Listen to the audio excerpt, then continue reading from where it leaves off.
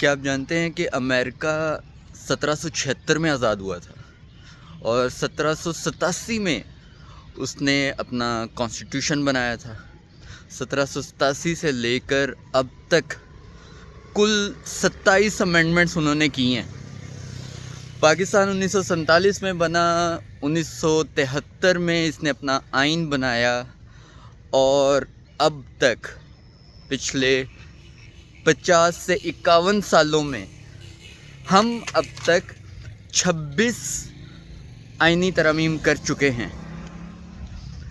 اور ایسا نہیں ہے کہ ہمیں کوئی کلیئرٹی نہیں تھی چیزوں کو، ایشوز کو ڈسکس کرنے کے حوالے سے۔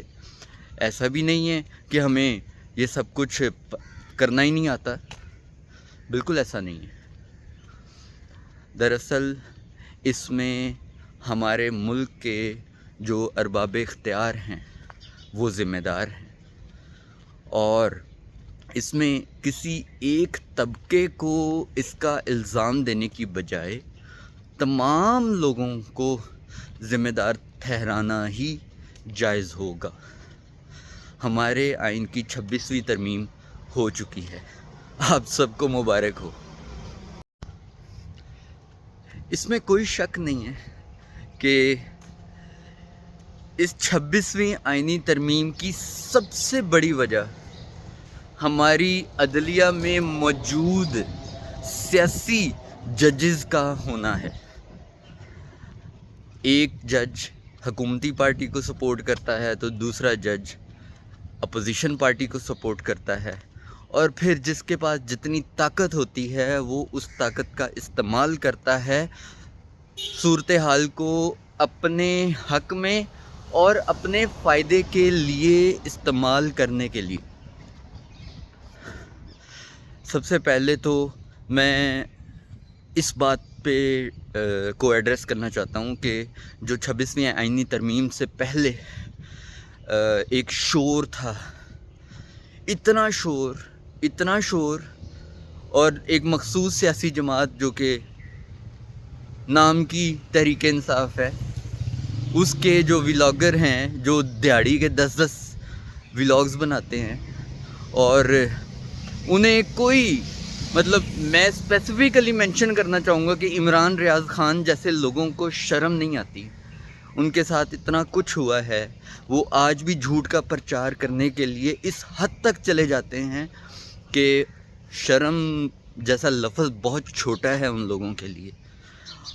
اور جو انالیٹیکل ریزننگ ہے، کریٹیکل تھنکنگ ہے، پولیٹیکل سائنس کا جو سبجیکٹ ہے، اور جو صحافتی ضوابط ہیں، ان سے ان کا دور تک کوئی لینا دینا نہیں ہے۔ کدھر ہیں وہ لوگ جو کہتے تھے کہ جی جسٹس قاضی فائز عیسیٰ کو ایکسٹینشن دینے کے لیے سب کیا جا رہا ہے؟ منصور علی شاہ کا جو ہے، چونکہ وہ پی ٹی آئی کی سپورٹ میں 1-2 فیصلے دے چکے تھے، تو یہ ایک ہوا چلائی بیٹھے تھے کہ ان کو عدلیہ سے باہر نکالنے کے لیے سب پلاننگ کی جا رہی ہے۔ تو کیا ہوا؟ کیا ایکسٹینشن مل گئی؟ کیا منصور علی شاہ نے استعفیٰ دے دیا؟ کیا ہوا؟ کچھ بھی نہیں ہوا ایسا۔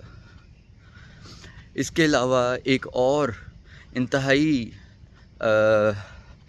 انتہائی گھٹیا لیول کا پروپیگنڈا جو کہ کسی بھی کام میں کیا جاتا ہے، تو میں یہ سمجھتا ہوں کہ ملکی معاملات پروپیگنڈا کے سر پہ نہیں چلنے چاہیے، سچ، اصول، نظم و ضبط اور پرنسپل کی وجہ سے آگے بڑھنے چاہیے۔ اور جب ان جیسے ولاگرز کو تھوڑا سا بھی احساس دلانے کی کوشش کی جاتی ہے کہ بھئی آپ نے تو ایسے کہا تھا اور ایسا نہیں ہوا، تو مجال ہے کوئی آئی ایم سوری کا ایک ٹویٹ کر دیں، ایک فیس بک پوسٹ کر دیں، یا ایک ولاگ بنانے کی جرت کر سکیں۔ یہ اتنے بے شرم لوگ ہیں کہ کیا کہنے۔ اور ہم کب تک ان ولاگرز کے سر پر چڑھ کر بولتے رہیں گے، او جی دیکھو، او جی دیکھو یہ کیا کہہ رہا ہے، او ایسا ہو گیا، یہ بالکل سچ بول رہا ہے۔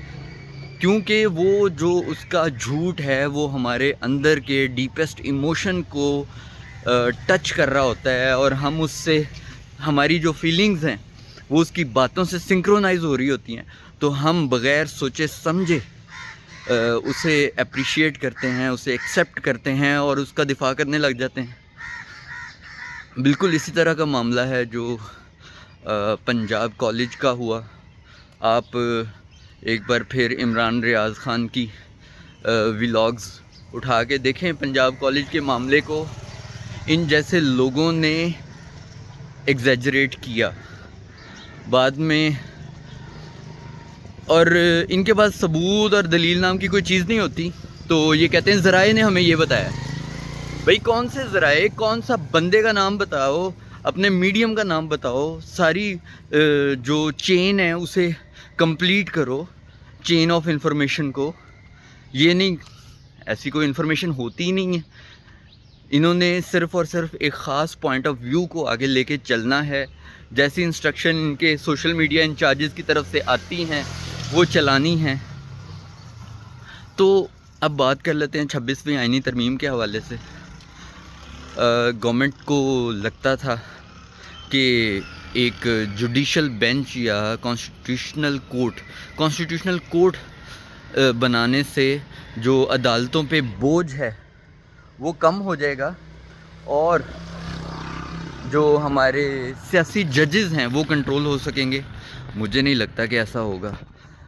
اب جب سو موٹو لینے کا اختیار کانسٹیٹیوشنل کورٹس یا کانسٹیٹیوشنل بینچز کے پاس ہوگا، تو کیا پتہ وہاں پہ کون سا جج آ کے بیٹھ جائے اور وہ کس طرح سے مینیپولیشن کر سکے۔ تو دیکھنا یہ ہے کہ اب آگے یہ اونٹ کس کروٹ بیٹھے گا۔ کوئی کسی چیز کے بارے میں جب تک ہم اپنی آنکھوں سے نہ دیکھ لیں، ہم نہیں کہہ سکتے کہ وہ بالکل ٹھیک ہے۔ ایک پروپیگنڈا چین کو فالو نہیں کیا جا سکتا۔ اور اس سارے معاملے میں جو ایک اہم بات ڈسکس کرنے والی ہے وہ ہے گفتگو۔ اس سارے معاملے میں جو اہم بات کرنے والی ہے وہ ہے ڈسکشن، ٹیبل ٹاک، آرگومنٹس، دلائل، ریزنز۔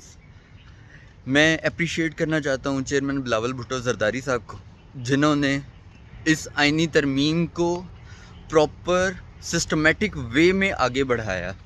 اس کا فائدہ نقصان تو ابھی رزلٹ آئیں گے تو پتہ چلے گا، لیکن انہوں نے جو ایک پراپر جمہوری طریقہ تھا، کبھی وہ کسی اپوزیشن بندے کو مل رہے ہیں، کبھی وہ مولانا فضل الرحمان کو مل رہے ہیں، کبھی کسی کو مل رہے ہیں، تو سب کے ساتھ بیک ڈور ڈپلومیسی کرنے کی بجائے فرنٹ کیمرہ ڈپلومیسی چلتی رہی ہے۔ اور یہی جمہوریت کا حسن ہے کہ آپ ڈائیلاگ کرتے ہیں۔ جمہوریت میں اگر آپ جمہوریت کا نام لینا چاہتے ہیں اپنے فائدے کے لیے نہیں، تو پھر اس کے بیسک پرنسپلز کو فالو کریں۔ وہ ہے ٹیبل ٹاک کا پرنسپل، وہ ہے ڈسکشن کا پرنسپل، وہ ہے ڈائیلاگ کا پرنسپل۔ لیکن اگر پروپیگنڈا پہ چلنا ہے تو بھائی چلی جاؤ، ملک کا آلریڈی بہت نقصان ہو چکا ہے، بس کرو، خدا کا نام ہے۔ اس کے ساتھ ہی آج کا ولاگ کلوز کرتے ہیں۔ آپ سب کا بہت بہت شکریہ۔ اللہ حافظ۔